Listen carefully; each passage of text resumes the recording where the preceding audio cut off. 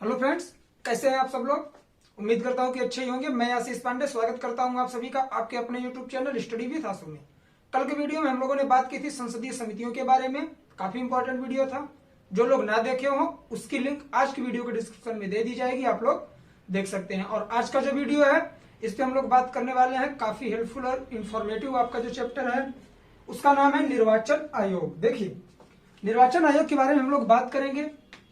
इसमें हम लोग देखने वाले हैं कि इसका गठन कैसे होता है, इसके मुख्य निर्वाचन आयुक्त का गठन कैसे होता है चुनाव, और उसके बाद अन्य आयुक्त कितने होते हैं और इसकी कार्य और शक्तियां क्या हैं, यह कैसे अपना कार्य करता है। तो आइए बिना किसी देर के वीडियो की शुरुआत करते हैं।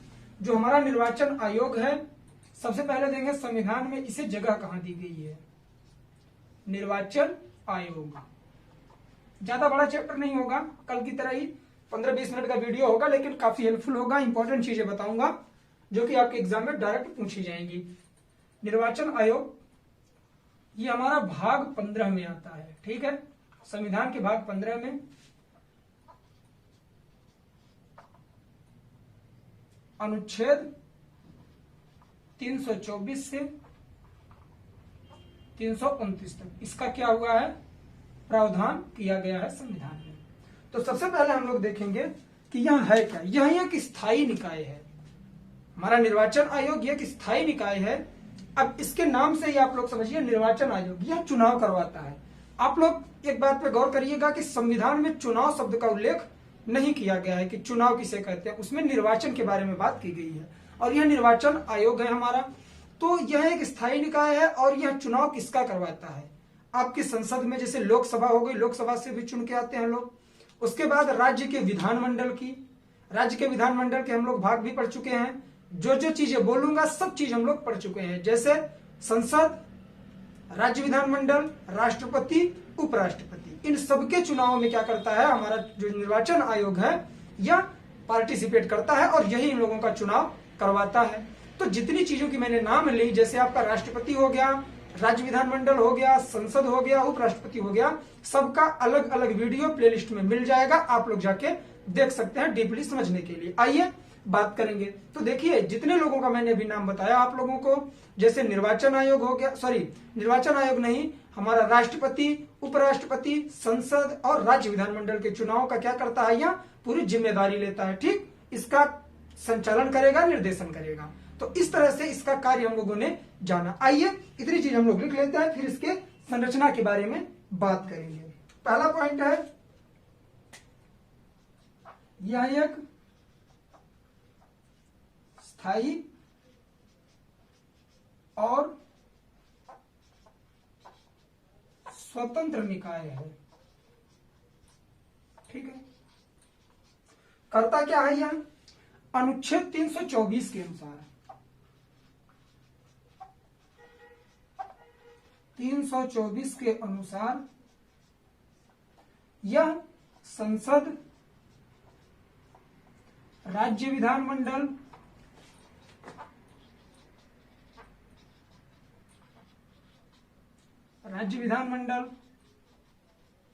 राष्ट्रपति तथा उपराष्ट्रपति के चुनाव का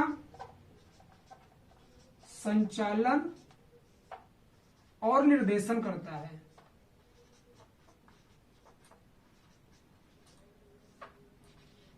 यह बात किसमें कही गई है, अनुच्छेद 324 में। निर्वाचन आयोग के गठन की बात ही अनुच्छेद 324 में की गई है। क्यों? क्योंकि यह पहला अनुच्छेद है इसका। तो देखिए, इसमें बातें क्या निकल के आती है कि हम लोग थोड़ा बहुत इसके बारे में जान लेते हैं। संसद, राज्य विधानमंडल, राष्ट्रपति तथा उपराष्ट्रपति। देखिए, जो लोग नए हैं, जो हमारे स्टूडेंट नए हैं, उनके लिए मैं बता रहा हूं। आप लोग जो पुराने हैं वो लोगों को पता ही होगा।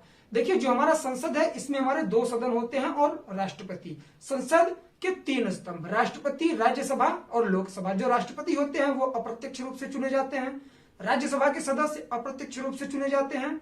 लेकिन जो हमारा लोकसभा है, लोकसभा में जो मेंबर्स हमारे आते हैं, जिन्हें हम लोग क्या बोलते हैं, सांसद, वो सांसद क्षेत्र विशेष से चुन के आते हैं। लोकसभा में, तो उनके चुनाव की जो जिम्मेदारी होगी वह कौन उठाएगा? निर्वाचन आयोग। उसके बाद हम लोग आते हैं राज्य विधानमंडल में। राज्य विधानमंडल के 3 भाग हैं, कौन कौन से? पहला राज्यपाल, दूसरा विधान परिषद और तीसरा विधानसभा। तो जो राज्यपाल हैं इनका भी चुनाव क्या होगा? अप्रत्यक्ष रूप से होगा। ठीक है, हम लोग पढ़ चुके हैं। और जो हमारा इसका उच्च सदन है कौन सा?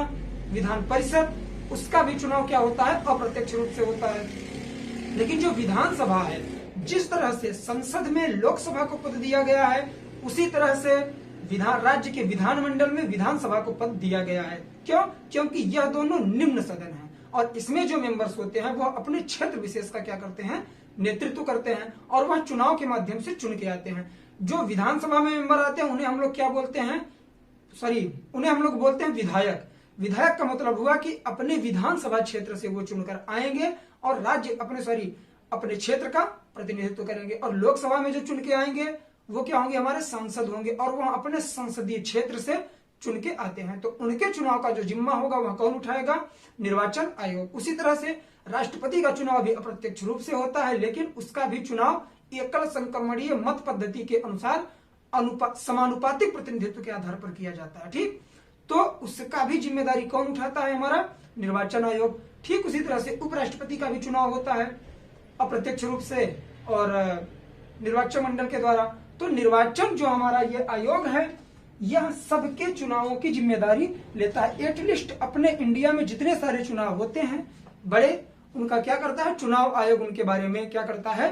संचालन और निर्देशन करता है। यही बात यहाँ पर कही गई है अनुच्छेद 324 के तहत। अब हम लोग बात करेंगे इसकी संरचना क्या है। ठीक है, संरचना का मतलब है कि इसमें कितने अधिकारी होंगे और कैसे कार्य करेंगे।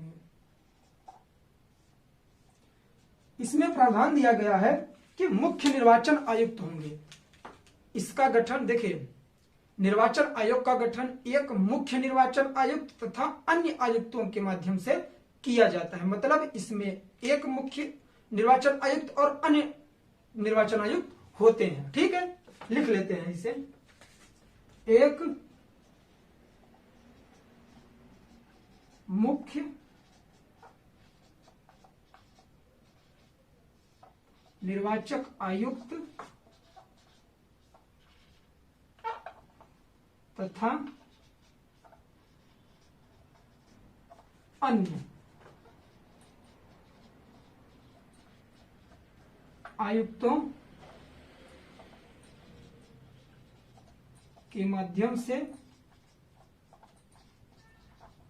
गठन। मतलब कि इसमें एक मुख्य निर्वाचन आयुक्त होंगे और अन्य क्या होंगे? हमारे अन्य आयुक्त भी होंगे। और इनका जो निर्वाचन है, इनका निर्वाचन कौन करेगा? अर्थात नियुक्ति मुख्य निर्वाचन आयुक्त और अन्य आयुक्तों की नियुक्ति कौन करेगा? क्वेश्चन बनता है यहां से, दोनों की नियुक्ति राष्ट्रपति महोदय करेंगे, हमारे इंडिया के प्रेसिडेंट करेंगे। ठीक है, इनकी जो सेवा शर्तें हैं, पदावधि हैं, सब राष्ट्रपति निर्धारित करेंगे। क्या? सेवा शर्तें और उसके बाद पदावधि।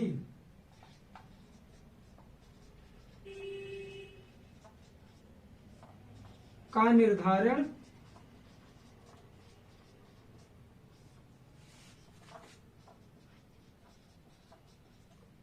राष्ट्रपति के माध्यम से ही किया जाएगा। अब एक इंपॉर्टेंट फैक्ट निकल के आता है, इसे आप लोग लिखिए, फिर ऊपर मैं लिखता हूं, समझाऊंगा सही तरीके से।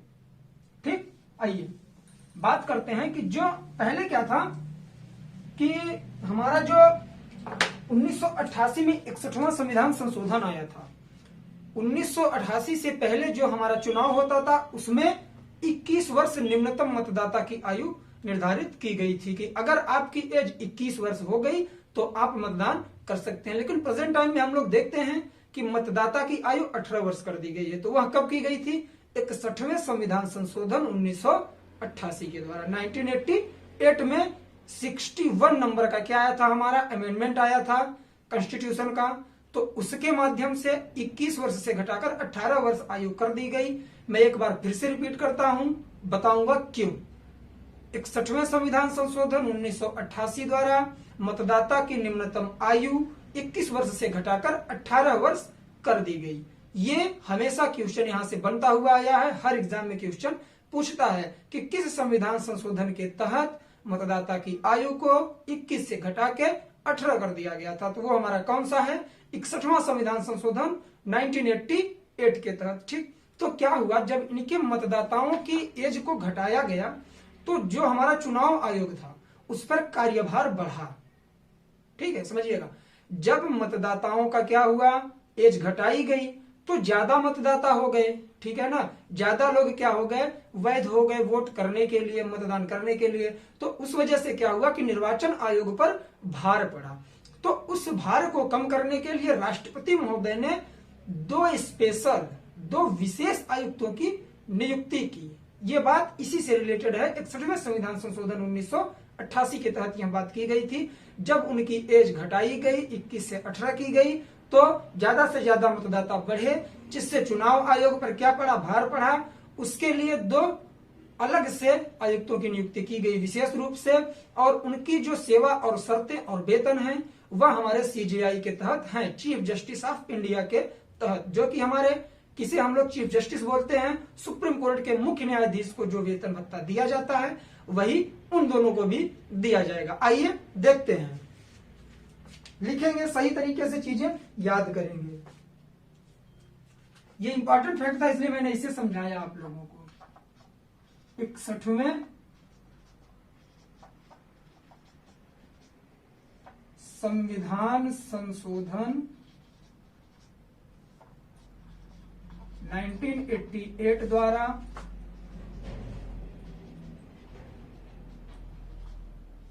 मतदान की आयु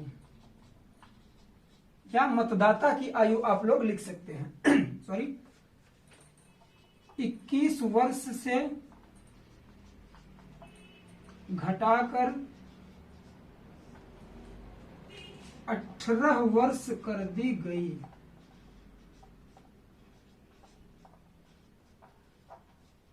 ठीक, 18 वर्ष कर दी गई। किसने किया था ये जो घटाया गया था हमारा, इसके लिए सबसे ज्यादा जिम्मेदार कौन हुए, राष्ट्रपति महोदय। ठीक, तो उसके लिए 2 आयुक्तों की नियुक्ति भी की गई। इसी का सब पॉइंट लिखेंगे। आयोग के भार को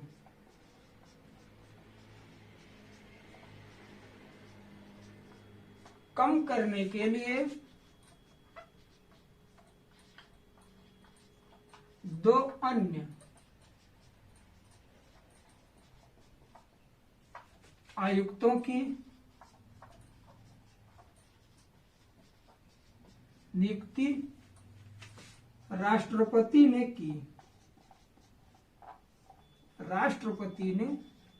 की। क्यों आयोग पर भार क्यों बढ़ा, आप सब जानते हैं कि अगर 21 वर्ष एज है और उसे घटाकर 18 वर्ष कर दी जाएगी तो जो मतदाता की संख्या होगी वह क्या होगी, बहुत तेजी से ग्रो करेगी।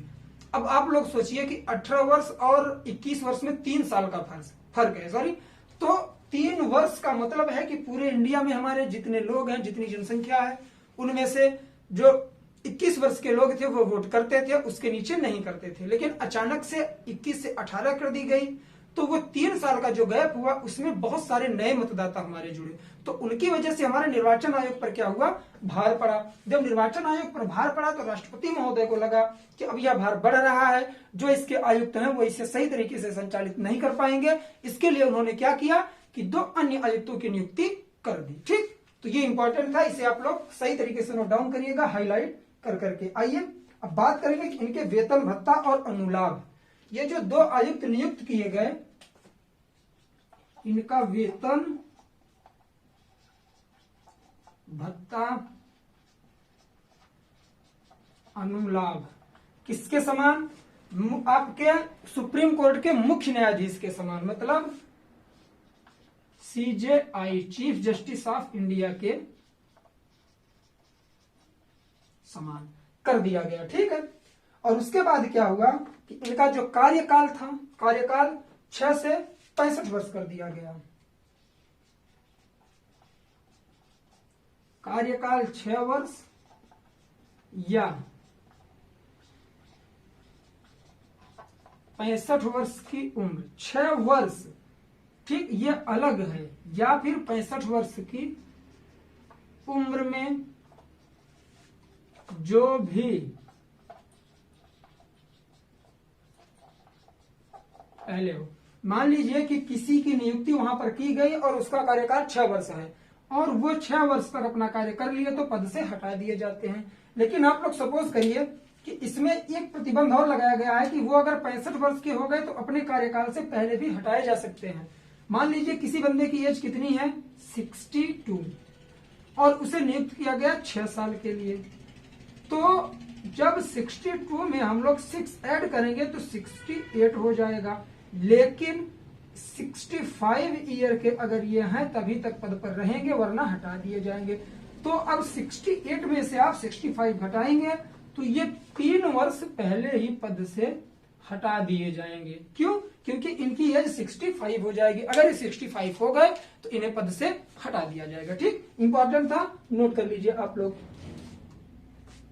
आइए अब बात करेंगे कि जो हमारे मुख्य निर्वाचन आयुक्त हैं उन्हें हटाने की प्रक्रिया क्या है, उन्हें पद से कैसे हटाया जा सकता है। ऐसा तो नहीं है ना कि उन्हें पद पर नियुक्त कर दिया गया तो उन्हें हटाया नहीं जा सकता, हटाया भी जा सकता है। अगर वो क्या करते हैं, वो दुर्व्यवहार करते हैं या उनकी अक्षमता जाहिर होती है तब उन्हें पद से हटाया जा सकता है। कैसे हटाएंगे कि जो हमारे मुख्य निर्वाचन आयुक्त हैं वो दुर्व्यवहार के जुर्म में पकड़े जाते हैं, उनका व्यवहार सही तरीके से नहीं है, या फिर वो अपने कार्यों का संचालन करने में अक्षम हो जाते हैं। तो क्या होता है कि संसद के दोनों सदनों में, लोकसभा और राज्यसभा में विशेष बहुमत पारित किया जाता है। विशेष बहुमत का मतलब यह है कि कम से कम 2/3 मेंबर्स का क्या हो, सिग्नेचर हो इन्हें पद से हटाने के लिए। तो वह बहुमत पारित होगा और वह बहुमत जाएगा, वह पारित हुआ ये जो बहुमत होगा किसके पास जाएगा, राष्ट्रपति के पास। तो राष्ट्रपति इन्हें पद से हटा देंगे। राष्ट्रपति बिना संसद के दोनों सदनों के बहुमत के इन्हें पद से नहीं हटा सकते, मतलब कि राष्ट्रपति के प्रसाद पर्यंत पद पर नहीं रहते हैं। आइए बात करते हैं, इन चीजों को हम लोग लिख लेंगे। मुख्य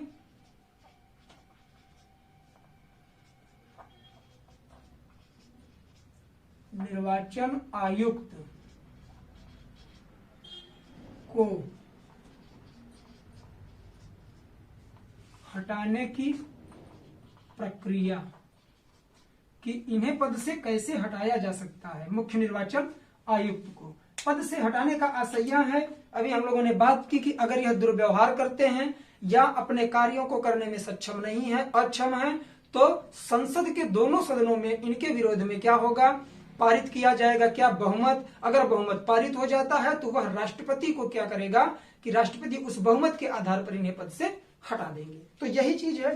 पहले कारण लिख लेंगे, 1, 2 दुर्व्यवहार, अगर यहां दुर्व्यवहार करते हैं, और दूसरा कारण है इनकी अक्षमता, मतलब कार्य करने या कर्तव्यों का निर्वहन करने में असमर्थ होना। ठीक है, तो इसी को हम लोग क्या बोलते हैं, अक्षमता, कि जो इनका कार्य है उस कार्य को यह नहीं कर पा रहे हैं या फिर अपने कर्तव्यों का निर्वहन यह नहीं कर पा रहे हैं, उन कर्तव्यों का निर्वहन करने में यह असमर्थ है, तो इन्हें पद से हटाया जाएगा। अब देखेंगे कि हटाने की प्रक्रिया क्या है, कैसे हटाए जाएंगे ये। संसद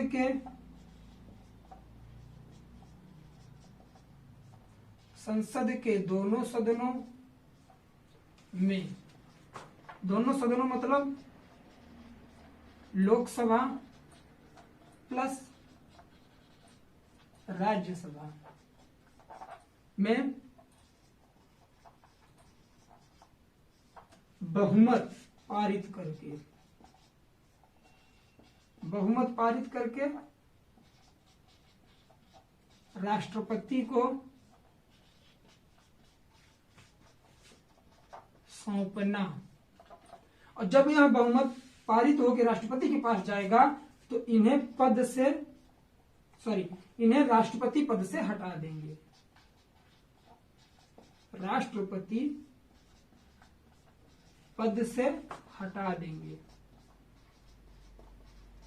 ठीक है, तो यह फैक्ट था किससे संबंधित, इनके हटाए जाने के संबंध में, मुख्य निर्वाचन आयुक्त के हटाए जाने के संबंध में। निर्वाचन जो अन्य निर्वाचन आयुक्त हैं उन्हें भी पद से हटाया जा सकता है, उनके लिए भी सेम प्रोसेस है। ठीक, आइए अब बात करेंगे कि इसकी स्वतंत्रता क्या है हमारे निर्वाचन आयोग की। काफी इंपॉर्टेंट यार, मैं बहुत जल्दी रफ कर देता हूं, आप लोग क्या किया करिए कि वीडियो को पॉज करके स्क्रीनशॉट ले लिया करिए, जिससे कि नोट्स आप लोगों का सही तरीके से प्रिपेयर हो जाए।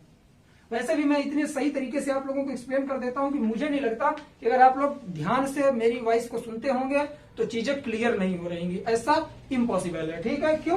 क्योंकि मैं बहुत इजी वे में समझाने की कोशिश करता हूं, वही चीज 1 से 2 बार रिपीट करता हूं। लेट हो जाता है, बट मैं सोचता हूं कि वीडियो देखने का आप लोगों को कुछ मतलब निकले। ऐसा नहीं कि मैं वीडियो बना के डालता रहूं, कोई मतलब नहीं निकलेगा अगर उससे मुझे पॉजिटिव रिजल्ट नहीं मिला। पॉजिटिव रिजल्ट क्या है कि आप लोगों की थिंकिंग कैसी है, आप लोगों को इससे लाभ हो रहा है या नहीं। बट आप लोगों का जो कमेंट आता है, जब उसे मैं पढ़ता हूं तो उससे लगता है कि हाँ आप लोग भी सही समझ रहे हैं इसे और सही तरीके से ले रहे हैं। ठीक है, आइए बात करते हैं इसके स्वतंत्रता के बारे में 324 के तहत।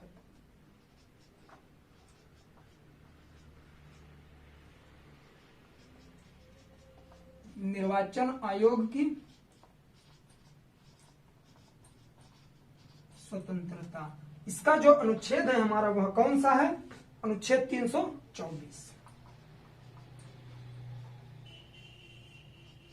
आप लोगों ने एक चीज सुना होगा कि जो हमारे सेवा की शर्तों में नियुक्ति के पश्चात इसमें हम लोग बात करेंगे निर्वाचन आयोग के जो हमारे मुख्य निर्वाचन आयुक्त हैं उनकी सेवा शर्तों के बारे में बात होगी और उनकी क्या होगी, उनकी स्वतंत्रता के बारे में बात की जाएगी।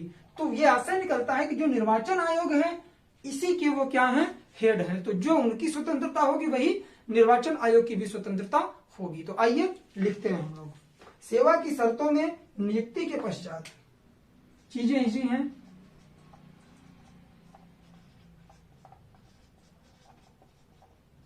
सेवा की शर्तों में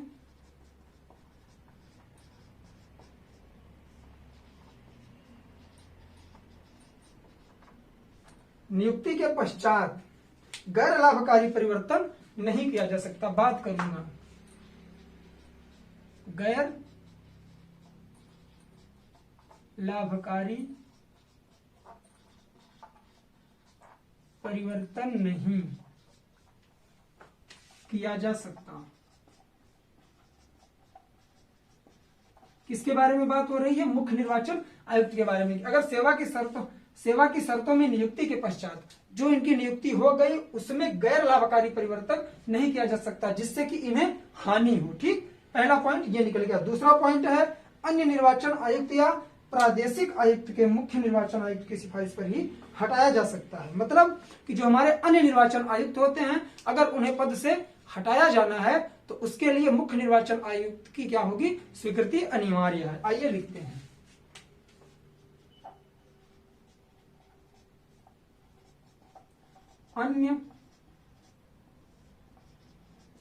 अन्य निर्वाचन आयुक्त या प्रादेशिक आयुक्त को, इस पर भी बात करूंगा प्रादेशिक आयुक्त किसे कहते हैं। कोई भी पॉइंट ऐसा नहीं बोलूंगा जो आप लोगों के समझ में ना आए। क्यों? क्योंकि सारी चीजें एक्सप्लेन करके तब लिखने की कोशिश करता हूं। तो अन्य निर्वाचन आयुक्त या प्रादेशिक आयुक्त को मुख्य निर्वाचन आयुक्त की सिफारिश पर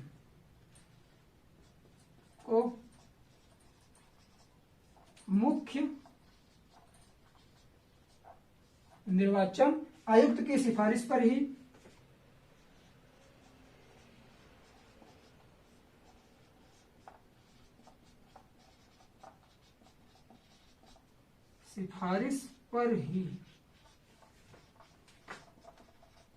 हटाया जा सकता है।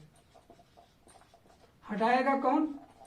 राष्ट्रपति महोदय ही हटाएंगे। लेकिन उसमें क्या होगा कि जो हमारे मुख्य निर्वाचन आयुक्त हैं उनकी स्वीकृति अनिवार्य होगी। अगर वह सिफारिश करते हैं राष्ट्रपति महोदय से कि महोदय ये जो हमारे प्रादेशिक आयुक्त हैं और अन्य आयुक्त हैं इनकी गतिविधि सही नहीं है, यह अपने कर्तव्यों का पालन नहीं कर रहे हैं, आप इन्हें पद से हटा दें, तो क्या करेंगे, राष्ट्रपति महोदय इन दोनों को पद से हटा देंगे। ठीक, तो स्वतंत्रता के हमारे 2 पॉइंट हो गए। अब बचे कितने, 2 से 3 और होंगे, लेकिन मेरे हिसाब से स्वतंत्रता के लिए इतने पॉइंट इनफ है। आप लोग सिर्फ इतना ही जानिए। ठीक, क्यों, क्योंकि ज्यादा पढ़ने की कोशिश मत करिए। पहले ही मैंने बोला था कि पीएचडी नहीं करना है हम लोगों को, सिर्फ सेलेक्ट होना है। आइए बात करेंगे इसकी कार्य और शक्तियों के बारे में। उम्मीद करता हूं चीजें क्लियर हो रही होंगी। अगर देखिए वीडियो अच्छा लग रहा हो दोस्तों में शेयर करिए। अगर आप लोग नए हो चैनल को सब्सक्राइब करिए और वीडियो को ज्यादा से ज्यादा शेयर करते रहिए, जिससे कि कोई भी ऐसा स्टूडेंट ना हो जिसको प्रॉब्लम हो। ठीक, इसीलिए मैंने यह चैनल स्टार्ट किया है कि जो हमारे गांव के बच्चे हैं, जैसे कि जहां पर ज्यादा व्यवस्थाएं नहीं है, घर की स्थिति उतनी सही नहीं है, बड़ी बड़ी कोचिंगों में एडमिशन नहीं ले सकते, तो उसी के लिए मैंने यह चैनल स्टार्ट किया है कि जो हमारे मीडियम क्लास के बच्चे हैं, मीडियम फैमिली से बिलोंग करते हैं हमारे, तो उनको क्या होगा कि इससे काफी हेल्प मिल जाएगा। मेहनत खुद से करनी है, थोड़ी बहुत जो जानकारी होगी इससे वो लोग गेन कर सकते हैं। तो चैनल को ज्यादा से ज्यादा आप लोग शेयर किया करिए। आइए बात करते हैं शक्ति और कार्य के बारे में। कार्य और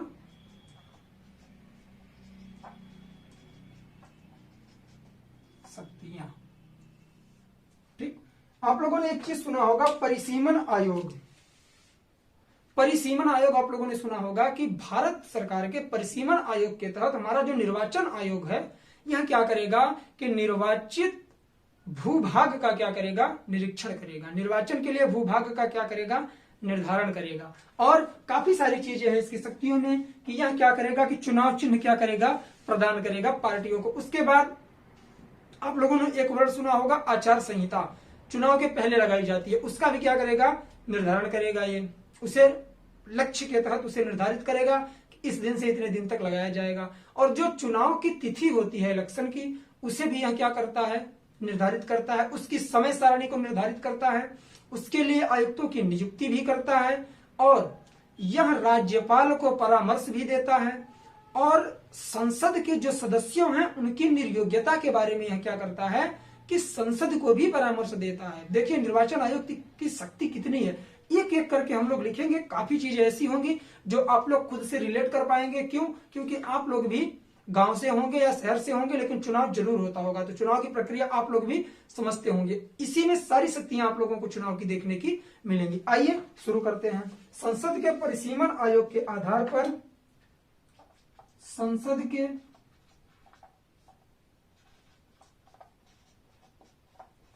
परिसीमन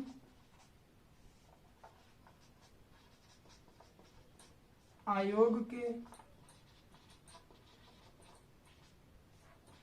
संसद के परिसीमन आयोग के आधार पर समस्त भारत के निर्वाचन क्षेत्रों के, समस्त भारत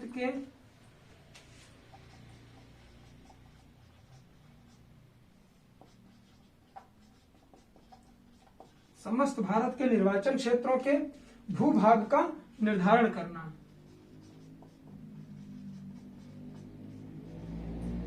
भूभाग का निर्धारण करना, इसका आशय यह है कि चुनाव कहां कहां कराया जाना है और कितना उसके लिए भूभाग होना चाहिए, क्षेत्रफल कितना होना चाहिए, एक क्षेत्रफल में कितने मतदान केंद्र होने चाहिए। यह सब चीजों का निर्धारण कौन करता है, हमारा निर्वाचन आयोग करता है। समय समय पर निर्वाचक नामावली तैयार करना, जिसे आप लोग क्या करते हैं, वोटर लिस्ट देखते हैं कि वोटर लिस्ट में अपना नाम है या नहीं है, तो वो निर्वाचक नामावली बोली जाती है हिंदी में। और उसका निर्धारण समय समय पर कौन करता है, हमारा निर्वाचन आयोग। समय समय पर निर्वाचक नामावली तैयार करना क्या है, समय समय पर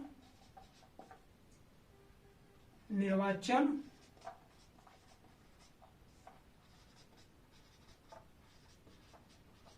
नामावली तैयार करना, और साथ ही क्या करना, योग्य मतदाताओं का क्या करना, पंजीकरण करना। नए योग्य मतदाताओं का पंजीकरण करना।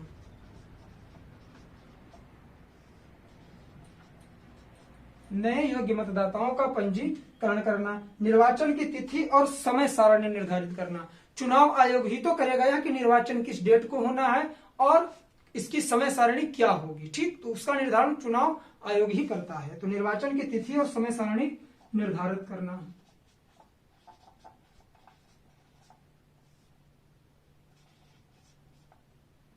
निर्वाचन की तिथि और समय सारणी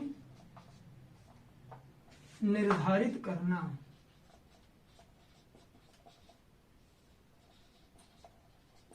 देखिए मैं आप लोगों को एक चीज बता दूं, अभी मैंने लिखा ना समय सारणी और बीच में ये चिन्ह लगाना भूल गया था। अगर आप लोग यूपीएससी का प्रिपरेशन कर रहे हैं ना और मेंस आप लोगों को लिखना पड़ेगा तो उसमें इन छोटी छोटी चीजों का ध्यान देना पड़ेगा। मैं आप लोगों को याद करवा दे रहा हूं कि कहाँ कॉमा लगाना है, कहाँ फुल स्टॉप करना है, कहाँ विस्मयादि बोधक चिन्ह लगाना है और कहाँ पर क्या सिंबल यूज करना है। अगर आप लोगों को हिंदी मीडियम में पेपर देना है, एग्जाम लिखना है मेंस का, तो उसके लिए आप लोगों को अपने हिंदी की शब्दावलियों पर क्या करना होगा, ध्यान देना होगा। अपने अगर मुझसे भी कोई चीज गलत हो रही तो सेम टू सेम मत उतारा करिए आप लोग। मैं रिक्वेस्ट कर रहा हूं, बार बार अपने से सुधार के लिखिएगा, जिससे कि आप लोग पेपर देने जाएं तो लिखने की प्रैक्टिस जितनी ज्यादा किए रहेंगे आप लोगों को क्या होगी, हेल्पफुल होगी।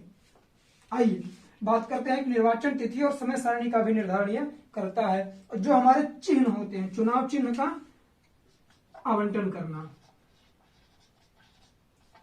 चुनाव चिन्ह आवंटित करना, यह कार्य किसका है, सब निर्वाचन आयोग का कार्य है। यह सारा कार्य निर्वाचन आयोग करता है अपने से। आचार संहिता निर्मित करना, यह भी इंपॉर्टेंट है।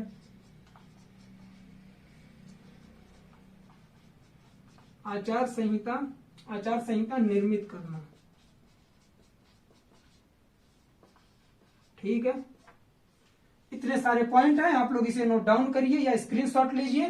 फिर मैं क्या करता हूं, आगे की चीजें लिखूंगा। इतने ही पॉइंट और हैं अभी, और अब आएंगे मोस्ट इंपॉर्टेंट पॉइंट। आइए इसे आप लोग नोट डाउन करिए, स्क्रीनशॉट लीजिए। फिर मैं क्या करता हूं कि इसे रफ करता हूं।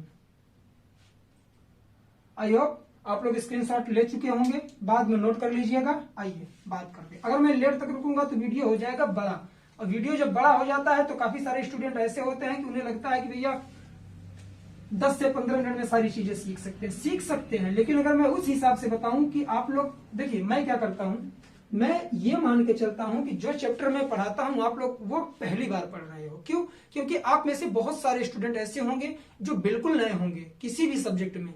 जो भी चैप्टर मैं ले आता हूं इसीलिए पहले बेस बताता हूं और एक एक पॉइंट लिखता हूं।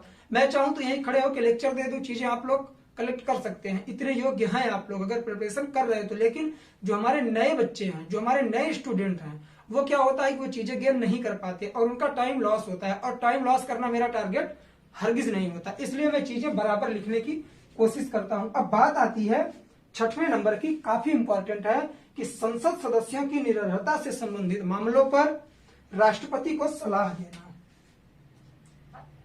कौन सी? संसद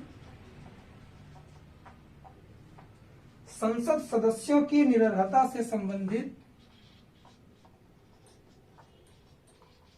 निरर्हता मतलब निर्योग्यता, अयोग्यता, निरर्हता से संबंधित मामलों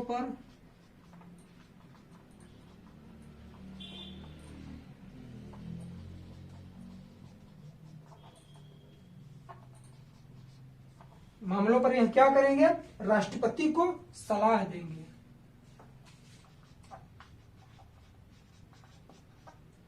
राष्ट्रपति को सलाह देना, ठीक। यह कार्य किसका है? निर्वाचन आयोग का कार्य। उसके बाद बात आती है विधान परिषद में राज्यपाल को परामर्श देना, कि जैसे विधान परिषद का चुनाव हो रहा है तो उसमें यह राज्यपाल को क्या करेंगे, परामर्श देंगे विधान परिषद के सदस्यों की निरर्हता के बारे में। तो ये सारा मैटर नहीं लिखना है, केवल ये लिखना है कि विधान परिषद में राज्यपाल को सलाह देना, ठीक। कहां पर? विधान परिषद में।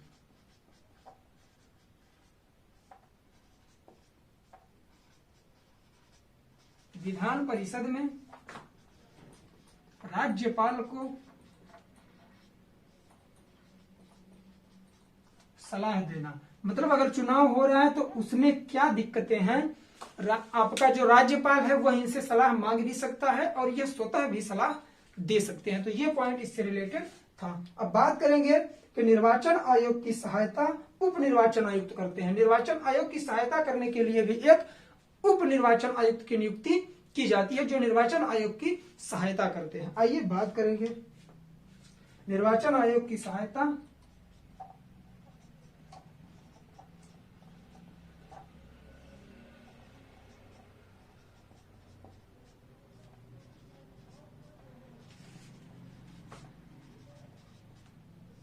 निर्वाचन आयोग की सहायता उप निर्वाचन आयुक्त करते हैं।